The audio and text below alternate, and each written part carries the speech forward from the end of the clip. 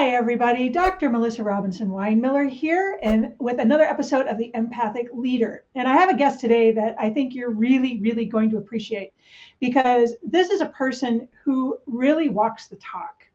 You know that my thing is about empathy and leadership and about using your empathy to connect with emotional intelligence, but also that empathy isn't necessarily about feeling. It's about connection and understanding. And here is a person who has created an entire organization around connection and understanding.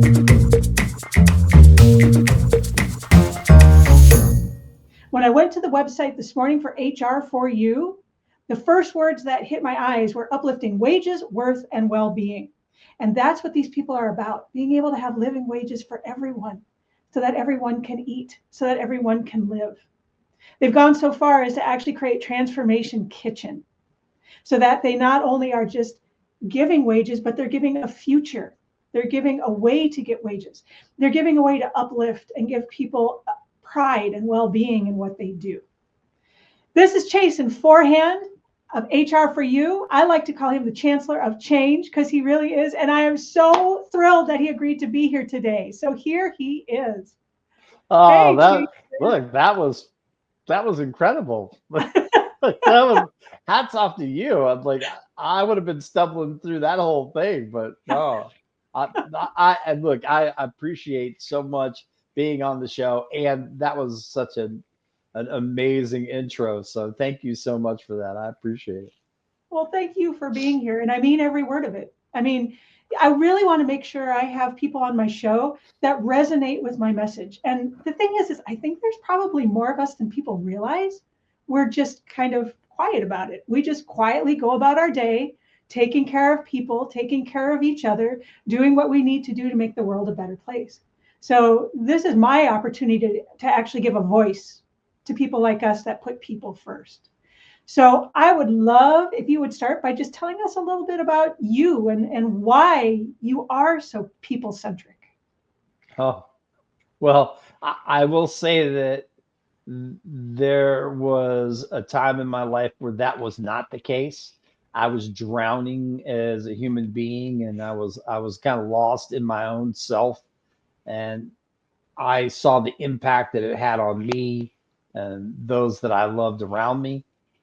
And it created a lot of rifts, burned a lot of bridges, and it was not how I believe I was created to be. And so here I am all of these years later, um, trying to still learn, unlearn, relearn, grow, and create an impact. But I came from, like everybody else, that, when you tell your story, I have pieces of my story that are very uncomfortable and created, coming from abuse and coming from not having the matriarch in our family that really, that female influence for having a mom that cared about you and was nurturing. We didn't have that as a gaggle of boys growing up, and our father had to work multiple jobs to keep food on the table. So we get to see the impact of what that's like. You're not seeing parents and not being able to be involved with certain things because of how your family dynamic works. And that led to, for me, as a teenager, being someone that just couldn't deal with all of that and started turning to other things that were very destructive, like drugs, to fill up the hole and the gaps that were in my life. And that just really led me down some dark paths, to the place where I was homeless for a period of time. Um, spend a good night in jail, where there's like a lot of people talk about how long they've been incarcerated for.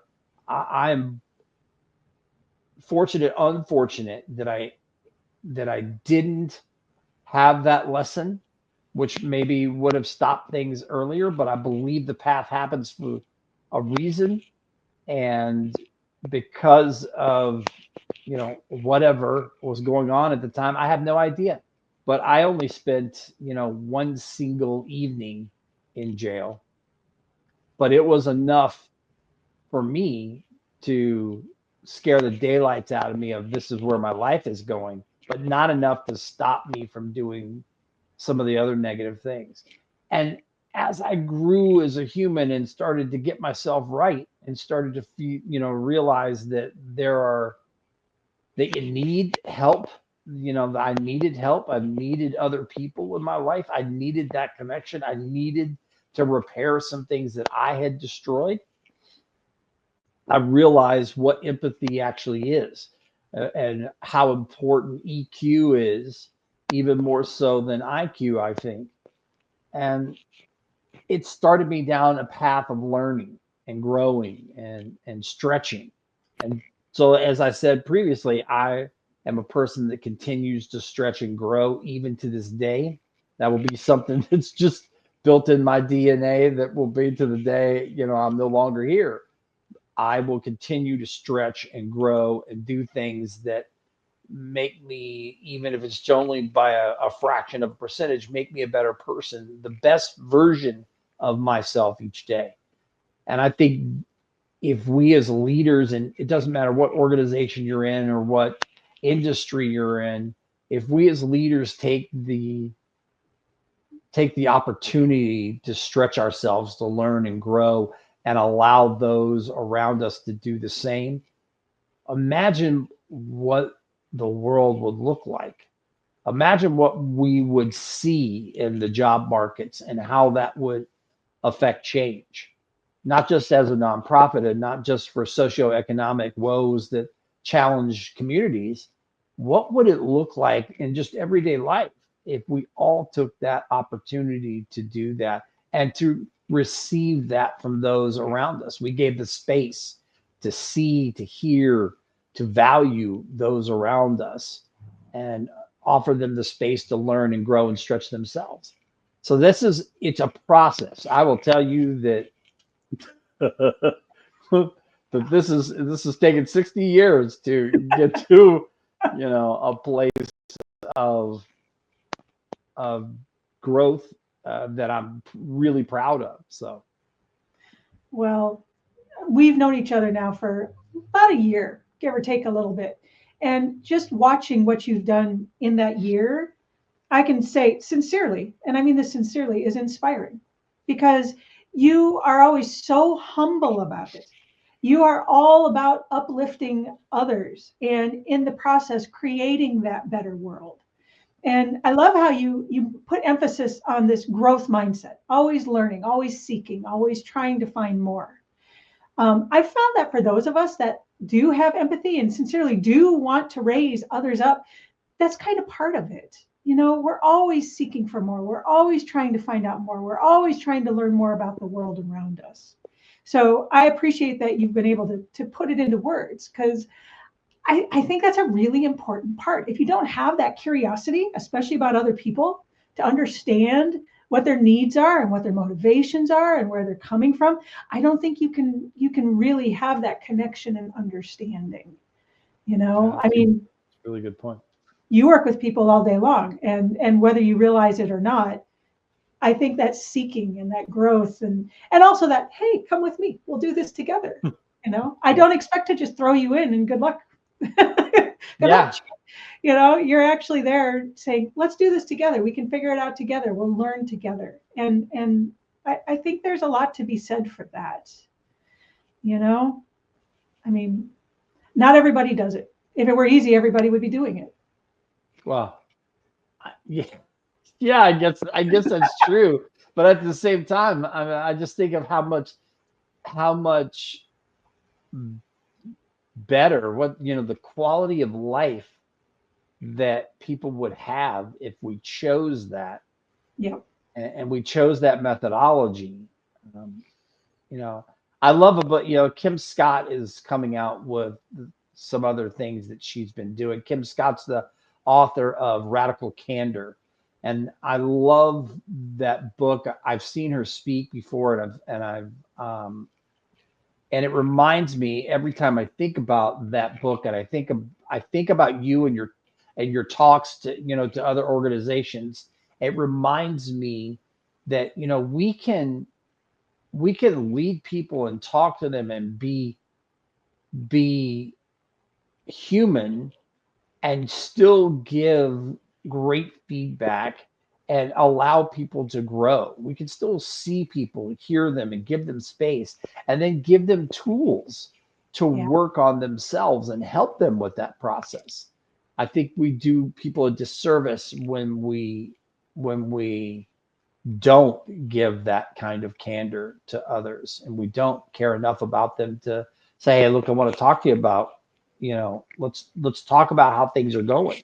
And I think that really is, where leaders that sit down on a regular basis and learn and grow with their people, Yeah.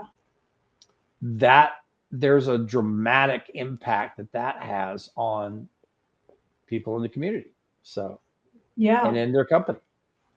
Well, and I think so. There's two things there that caught my attention. The first is that it's a choice. We choose to take this learning growth mindset. We choose every day to try and step into being a better version of ourselves. And I think there's a lot to be said for that, because when I talk about empathy, people seem to think it's something that either you have it or you don't. I have green eyes and I have empathy. Well, not exactly, because it is a skill-based thing that you can choose to use or not. So choosing to step into that growth mindset and be able to use these tools effectively, I think that's huge. I think that's massive. You said something that, I had to unlearn, as part of my growth process. I really felt early on um, in my journey that you either had empathy or you didn't, and that it wasn't something that you could learn. And I had to unlearn that mindset and really do some not only internal looking, but reading and studying and figuring things out on the outside to say, you know what, no, that's not right. I'm wrong, and put my hand up and be like, I have a mindset that needs to change. And I think that's another stumbling block is when you talk about humility. Do we have enough humility to raise our hands and say, I goofed, I was wrong, and I've got to change my perspective? I mean, from 2020, and 2021, those 3 years, I had a lot of unlearning that I was doing around empathy, around EQ, around DEI practices, around a lot of things that in my mind I held true to because I felt they were cores of who I was and what I was doing. And I had to erase some of that and relearn a different path. And I think that set the tone for what we created in 2022 and what we do moving forward. So I mean, it's impactful, but again, you said it exactly. You can choose, and that I think to myself, that's what's also a little frustrating is you you're if a leader is saying, I don't have time to work with people that way, or I don't have the ability, or I'm uncomfortable, or whatever the excuse is, you're choosing. You're choosing not to be in that frame. You're choosing not to put the needs of your people and your company first. You're saying that people don't matter, and Right. you're making a choice. Yes. And I absolutely agree. Um, I mean, we both talk about that, how we hit a point in our lives where we had to make a choice. Am I going to keep doing what I've always done and keep getting what I've always had? Or am I going to choose to try and learn and be better and do better? And I mean, I can't speak for you necessarily, but I would never want to go back to who I was before. I had to be that person to get into this person, but it was like being in a shell that was too small. It was time to grow and move on and learn and try and move into something different. And I would think that as a leader, that it would be the same thing. If you've been with this organization for, X amount of time and you've seen what you're doing is working, but yet there's something better, there's something else. I mean, do you just stay on the treadmill and keep learning this, keep doing the same things over and over again? Or do you stretch and try to move into a better future state? Which, Yeah. I don't know. Right now, we're reaching a point societally that I'm not sure we're going to have much of a choice after a while. I think a lot of people are going to be kicked out of the old shells pretty soon. But that's my opinion. Because another we'll thing, see. Yeah. yeah, we will. I mean, things happen as they happen. So who knows? But I also agree with you that if we could just raise the empathy and the awareness and the connection, I say just 1%. I mean, even just 1% would make a huge difference to everybody. Yep. And Absolutely. once you do 1%, you might want more. You might. You just might. Another thing you mentioned was, because I know a lot of organizations, they're getting rid of employee evaluations. They're getting rid of like the yearly touch bases. They're getting rid of a lot of that kind of stuff, which doesn't make any sense to me, because like you were talking about with radical candor, you have to be able to have both. You need to have the critique and you need to be able to have the accolades. You need to be able to lift people up, both by telling what they're doing right and by helping them change what maybe they could do better. And to your point, you said, being able to talk to people, being in touch with people, just daily, being people with people, as opposed to these rigid structures. Well, once a year, I'm going to give you a good review because then that reflects better on me because I'm supposed to be the one in charge of you. And, some of these old systems are kind of moving along. But I think basically what you're saying is it's a connection with people, and it's an everyday connection with people. It's not something you do once a year and then forget about it until you have to do it next year. It's a continual process. It's continuous change and it's continuous improvement. Am I hearing you correctly when that's what I'm getting out of this? Yeah. Absolutely. I think it has to be something you choose. It has to be something you do on a daily basis.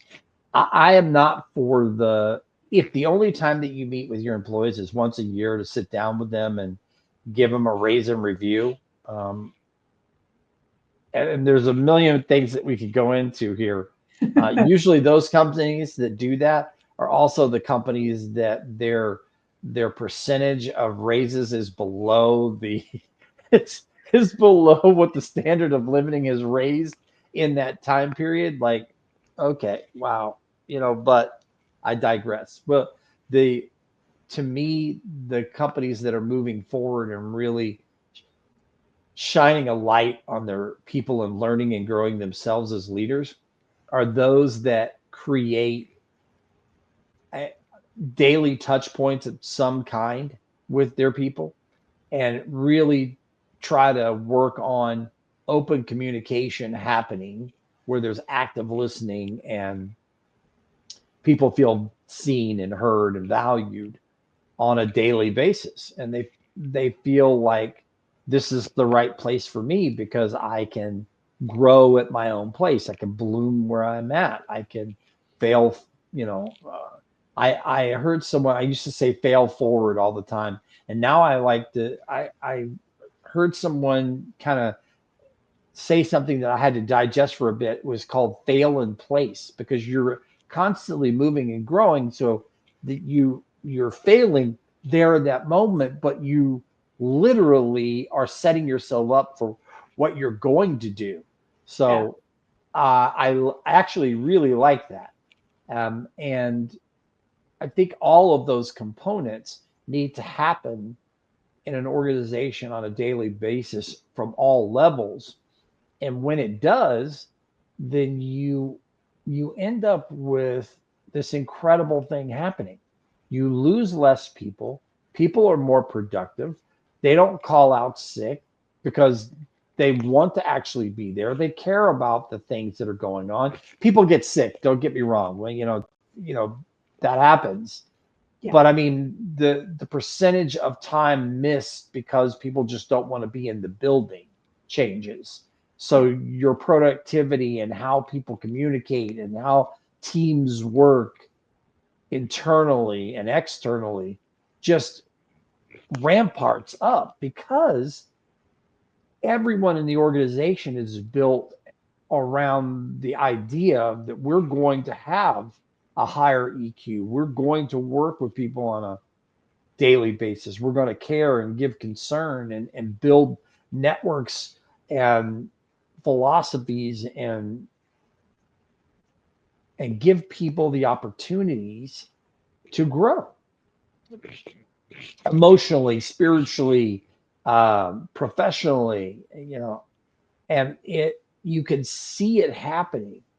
Yeah. And it's very sad to me to see over and over again companies talking about removing DEI practices and people talking about that they're going to change radically how they, and not in a good way, how they are focused on giving out raise and reviews. To me, it's counterintuitive, and it just is going to create even more of this dumpster that we're seeing going on in the job market. And I think that we need change. We need positive change and a forward way of thinking that's going to create the wins.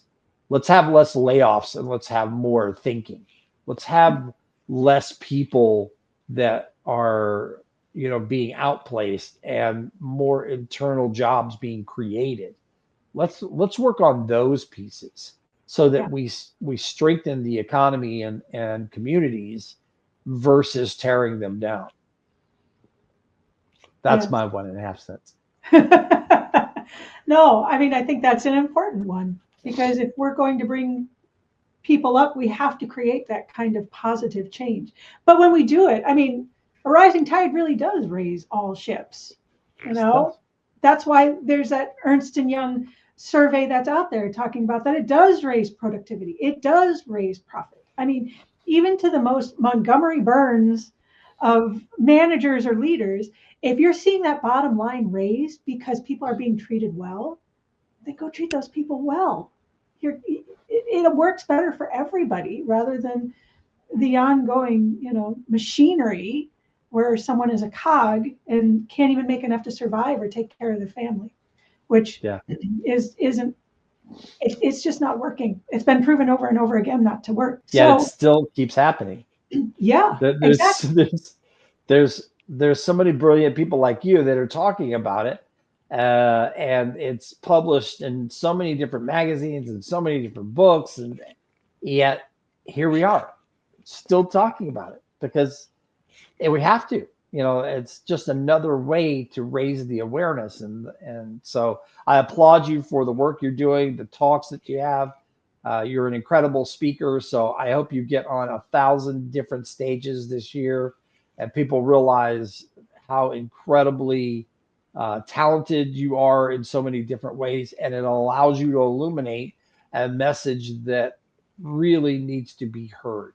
I mean, heard. So, yes.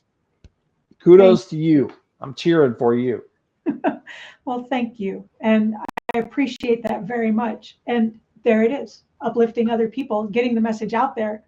We are all saying close to the same thing. We're coming at it from different angles, but, and we're also saying that something just really needs to change, or it's just going to keep being a mess. And do we really want that? Do we need this to be a mess? Can't we work on uplifting humanity instead of making the same mistakes over and over again? Yeah. Just again, my opinion, but I like to make different mistakes. I get bored with the same old mistakes over and over. Yeah. Let's do something new. This is true. This is true. Yeah. So here's a question for you. If you had talked about, actually being able to connect with your empathy, actually being able to take that then to connect better to emotional intelligence for your people, what is your understanding of it? I mean, if I were to say, tell me what empathy means to you and how that connects to emotional intelligence as a leader, as a thought leader, as someone who is leading the charge in being able to create living wages and better situations for people. How would you explain that to me? Yeah, I think that's the real start of it, is understanding what it means to you and what it looks like.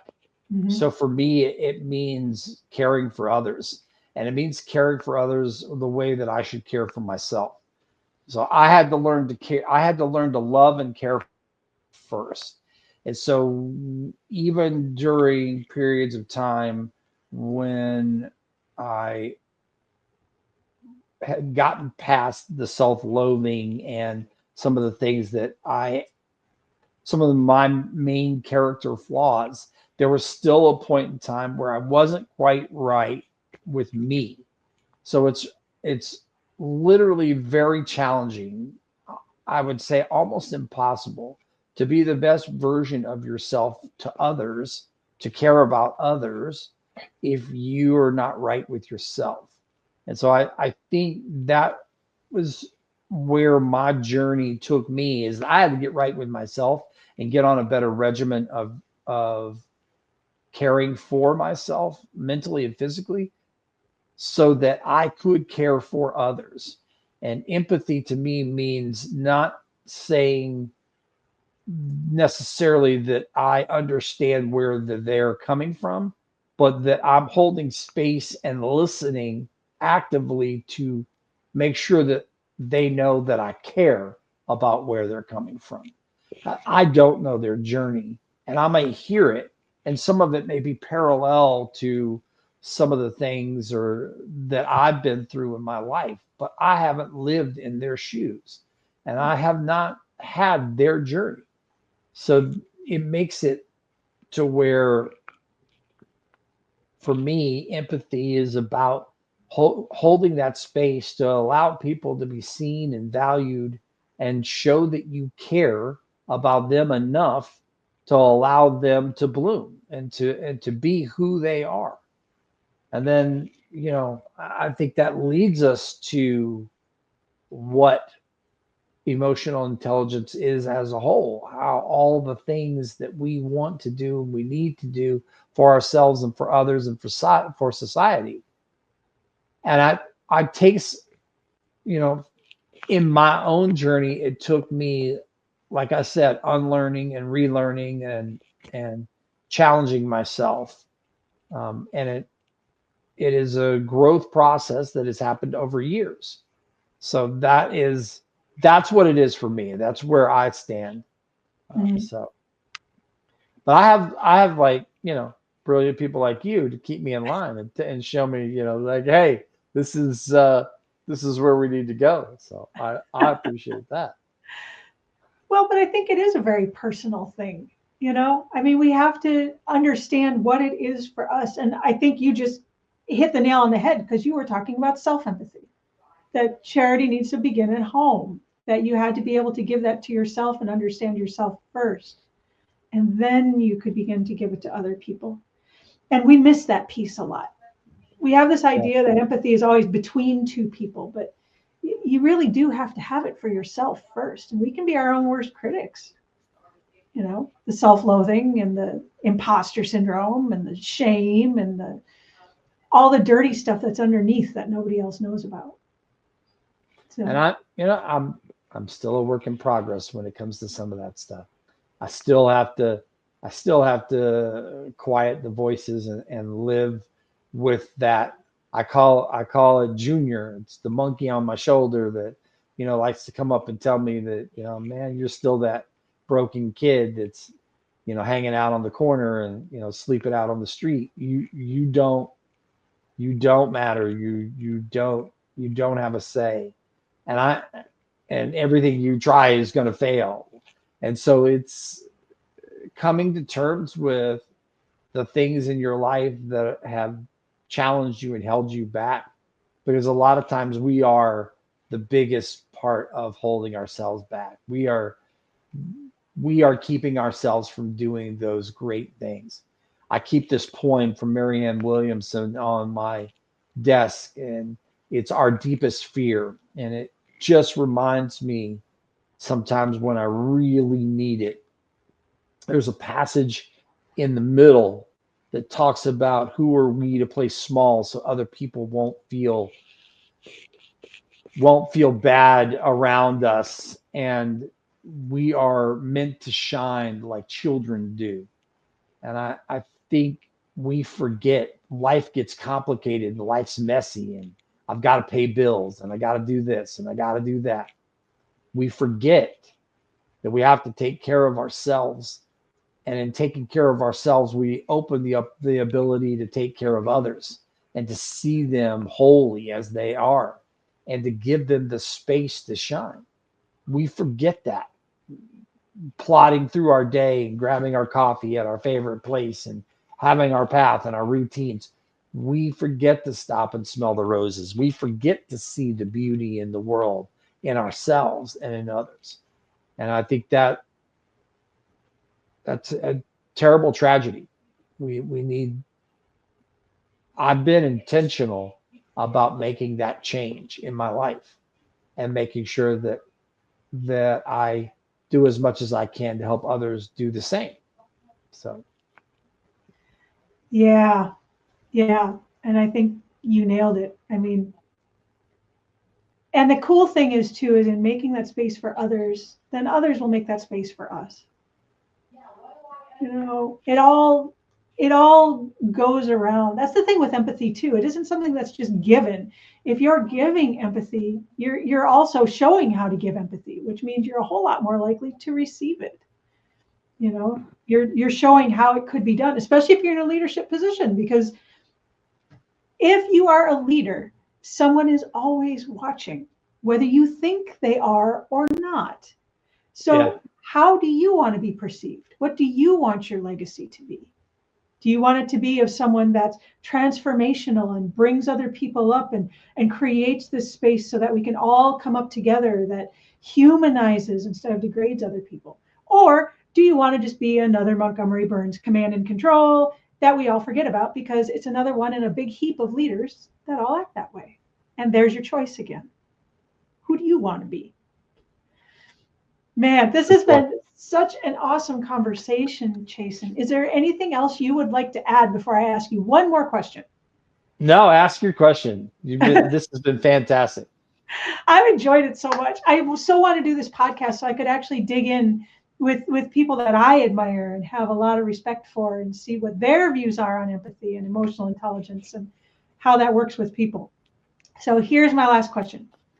One person, a leader, alive or dead, anywhere in history, if you could actually take your leadership style and say, I kind of owe it to this person, who would it be? Oh, that's a great question. And I'm going to say that someone who's had a big influence on me in my life, it just so happens to be Martin Luther King Day today. Yeah. And I wrote in college and in high school, I wrote a paper. My daughter did my youngest daughter, Keely, did a presentation on Martin Luther King Jr. And I would say there's a lot of leaders that I could talk about, including some chefs that really stood out for me and had my back at really dark times. But Martin Luther King Jr., I would say is someone that I highly respect and appreciate that showing up not only for themselves but other people to try to get others to understand the importance of giving people space and allowing them to be seen and allowing their voices to matter.